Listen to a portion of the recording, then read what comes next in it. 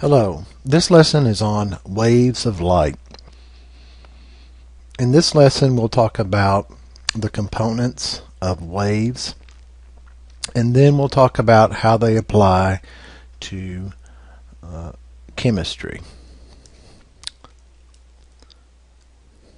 Waves of light.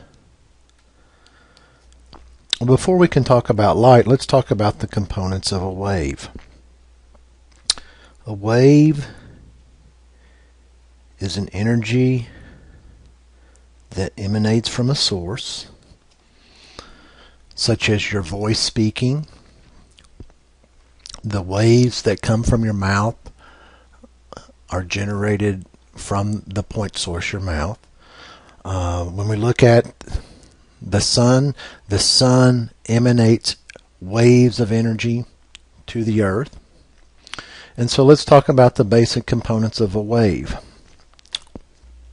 First of all, from one point on the wave to the identical point on the next wave, this is considered wavelength. And we use the symbol lambda to represent wavelength.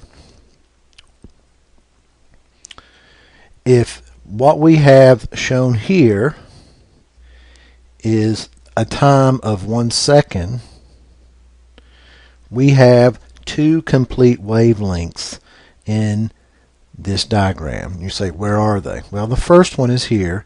We go up, we go down, and we come back to where we repeat ourselves. That is one complete wavelength. Now, you say, well, why did you measure from one peak to the other?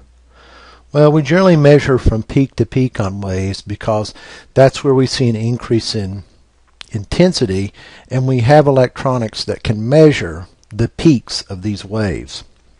So we generally, when we're measuring waves, we measure from peak to peak. So we've completed one wave. Here's the second wave. We go up, we go down to the trough, and we come back to our starting position. So we have gone through two wavelengths, and if this occurred in 1 second, 1 second, we would say that this wavelength has a frequency. Frequency is equal to the number of waves per second, or in some books it will say the number of cycles per second. So in our example here, this example has 2 waves per second. Or we say it's 2 over seconds. That's another way it's written. Or we can say it's 2 hertz. That's the unit for frequency. Or we can say 2 Hz. Sometimes written that way. So 2 hertz. 2 hertz means 2 cycles or 2 waves per second. A couple other terms. The amplitude is the intensity of the wave. We can measure positive amplitudes and negative amplitudes, positive amplitudes and negative amplitudes. The top of the wave is called the crest. The bottom of the wave is called the trough.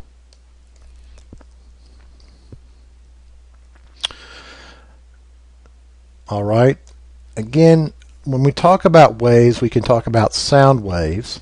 Now, sound waves are considered a mechanical wave, just like ocean waves. In sound waves or mechanical waves, we have to have a medium for the wave to travel through. And for the case of sound, we need air or water or some other type of media to transmit the energy of sound. Same thing with an ocean wave. You can't have an ocean wave without the ocean.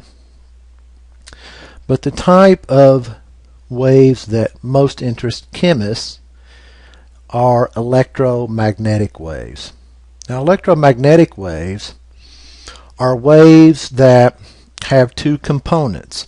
They have an electrical component that oscillates up and down, and then perpendicular or 90 degrees, they have another wave that oscillates back and forth along with the electrical wave. So we have a magnetic wave, sometimes symbolized with B, and an energy wave, the vertical wave here, which is symbolized by E. Now, with electromagnetic waves, we do not need a medium to transmit. Light is an electromagnetic wave, and it can be transmitted through a vacuum where there are no particles like air or water. So the type of wave that we're interested in as chemists is electromagnetic waves. So let's look at the electromagnetic spectrum.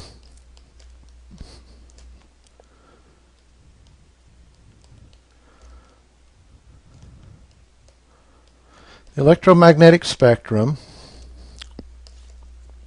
starts with the highest frequency and the shortest wavelength in the gamma region, sometimes symbolized by this gamma symbol. And it's on the wavelength is on the order of 10 to the negative 14th meters. Gamma rays are an ionizing form of radiation. They can pass completely through the body.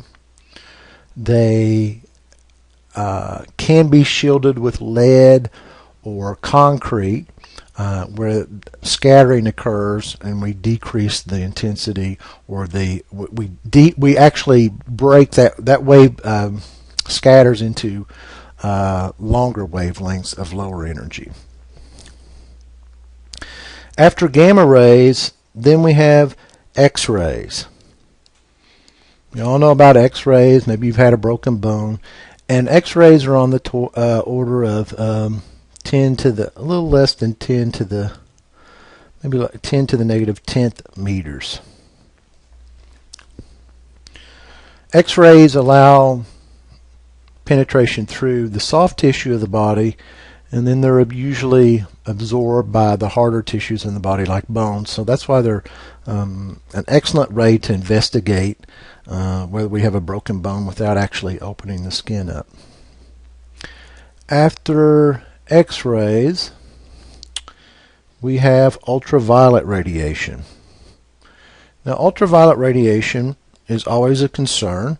It is not an ionizing form of radiation like X-rays or gamma rays. X-rays or gamma rays, when passing through the body, can actually knock off electrons off molecules in our body or compounds, and that can lead to problems. But with ultraviolet is a non-ionizing form. It cannot knock off electrons, but what it can do is cause chemical reactions to occur.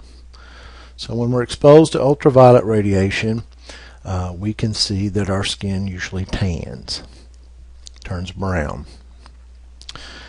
After ultraviolet is a small part of the spectrum, but probably the most important part of the spectrum for us, and that is the visible region of the spectrum, which is around 10 to the negative 7th meters.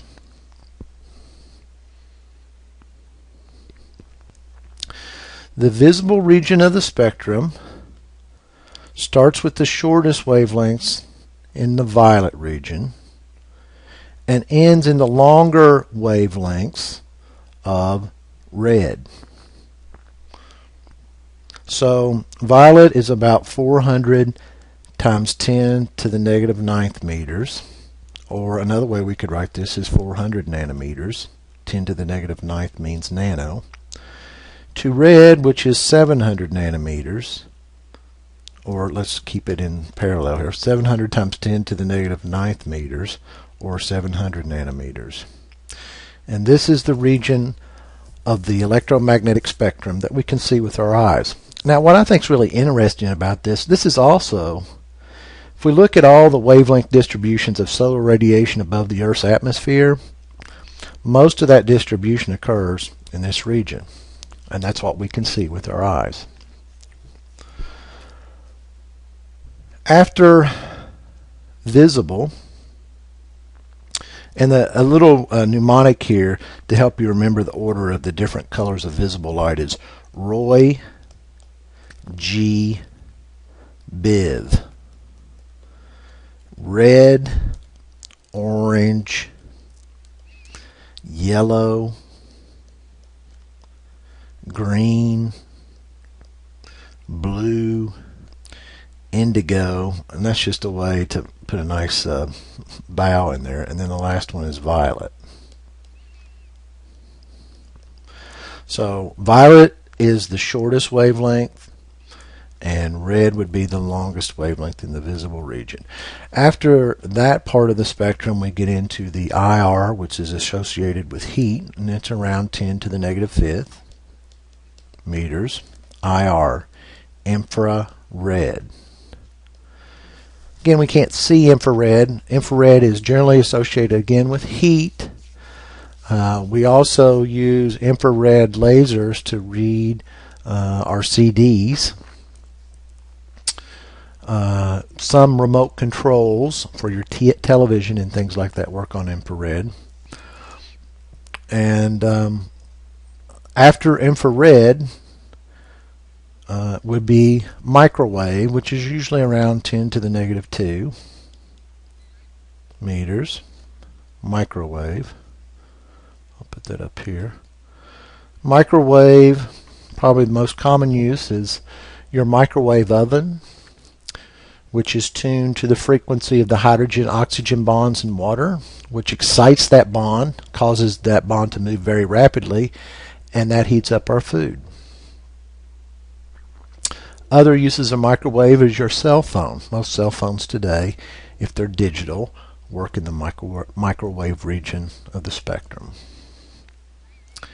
And last, between 10 to the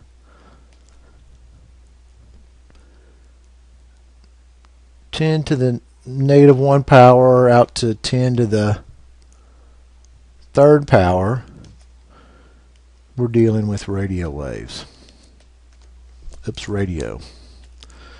FM to AM to shortwave. Or actually, I'll just say FM to AM. Let's do that. I'm not exactly positive where shortwave falls in there. All right. So this is the electromagnetic spectrum. And again, gamma is highest in frequency and shortest in wavelength. So the shorter the wavelength, the higher the frequency. That's an inverse relationship. So the symbol for frequency is nu. So nu is proportional to 1 over wavelength. As the wavelength gets smaller, the frequency gets higher. And in the next video, we'll show you how to calculate frequencies and wavelengths of different waves. Thank you.